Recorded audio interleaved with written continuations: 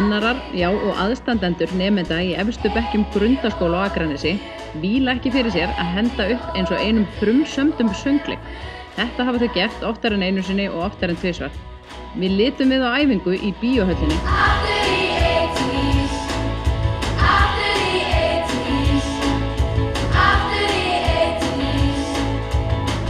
Þið eruð mennirnir að baka við þessa sýningu, frumsamin sýning í grunnskóla. Er það ekki dálítið sérstakt? Jú, ég held að það sé mjög sérstakt. Ég held að það sé bara hvergi annars staðar gerst, satt að segja. Þetta er ekki bara auka vesen? Akkur er ekki fullt af leikritum sem er búið að semja og auðveldar í uppsetningu? Jú, það gæti náttúrulega einfalda ýmislegt. En það eru líka kostir við það. Við getum ráðið fjölda hlutverka og svoleiðis. Er þetta að sníða þetta að skólanum alveg? Akkurat, það er kostur. Sníða þetta að krökkunum og ég vil þróa það með þeim eftir í hvernig þeir eru að virka í þessu. Þannig að það er kostur líka. Ferlið þegar byrjar, já, nú sittustu niður, það er hérna leikrit, við ætlum að semja leikrit. Hvernig gerist það?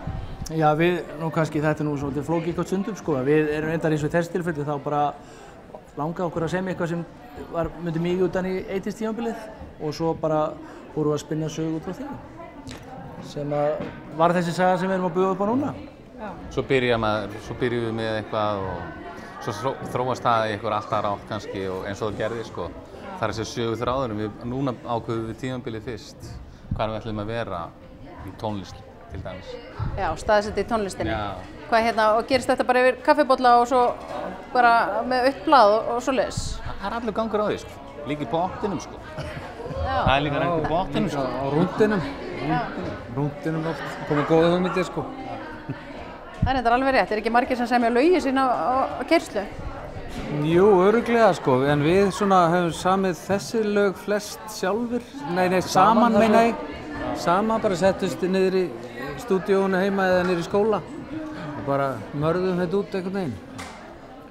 Eru þetta smellir sem koma til með að lifa? Það held ég. Vonandi. Já, ekki spurning. Voruð þið að djamma á þessu tímabili? Já. Þú, Flósi? Við erum aðeins yngri. Já, sko, ég var sem sagt að spila í hljómsveit og þeir voru að skemmta sér. Svona byrja. Þannig að þeir hafa stundum kennt mér ýmislegt sem við förum ekki nánar út í ég. Hann var stundum með dólg við okkur, sko. Á böllum þegar hann var að spila? Já, hann var að spila, sko. Við vildum svona kannski fá að taka lagið hlið og svona. Gunnið eitthvað, sko. Það var okkur svona. En það er gott að þið séu orðnir vinnir núna? Já, svoleiðis. Hvernig er ferlið frá því sem byrjið? Kynnið þetta fyrir krökkunum og svona? Það taka allir þáttið, ekki?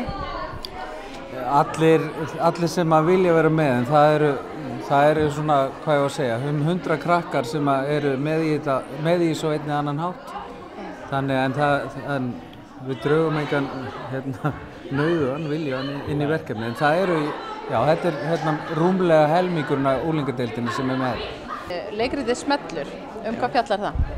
Það fjallar lítinn bæ sem er bara einhvers staðar, skiptir ekki máli. Og gerist á 1980 svona cirka bát, svona 80s tímabilið.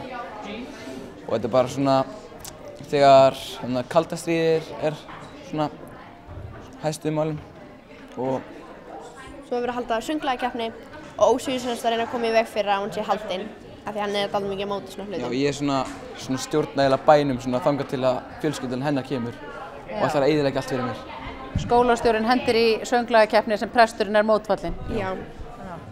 Hvað er það sem svona leikrit gerir fyrir ykkur? Maður kynnist mjög mikið af krökkum og þetta er ógeðslega skemmtilegt. Já, bara saman, sko. Bara mjög gaman. Og bara að ljósa í skína. Já. Hafið þið tekið áður þátt í leikriti? Já, það er í skólanum alltaf hverju ári. Tekið eitthvað leikrit sem við leikum. Það er svona minna, skilur. Þetta er svona þriðja hvert ár. Svona stort leikrit. Hvað er það sem svona leikrit gefur skólanum?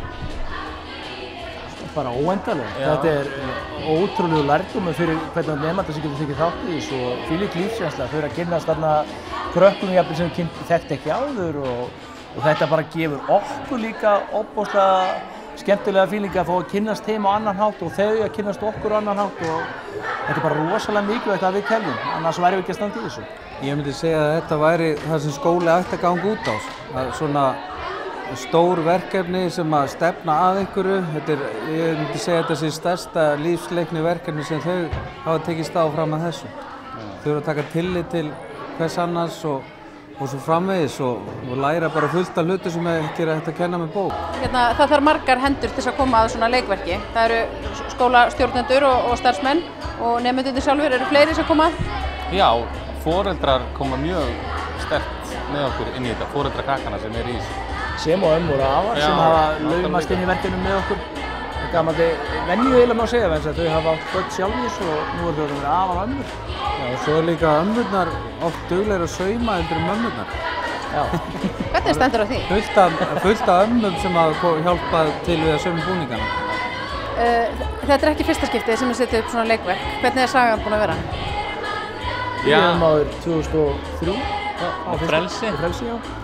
Og við erum búin að þetta er 7. söngleikurinn. Eru þeir frumsamdir allir eða er misjafnt milli ára? Allir frumsamdir. Þannig við eigum tónlist úr 7 frumsömdu söngleikjum sem allir voru gefnir út á geisladiski en núna er það bara búinn saga að gefa út geisladisk en þetta fer bara inn á Spotify núna. En við tökum upp tónlistina og söngin og allt og gerum þetta alveg klárt til útgáfu líka.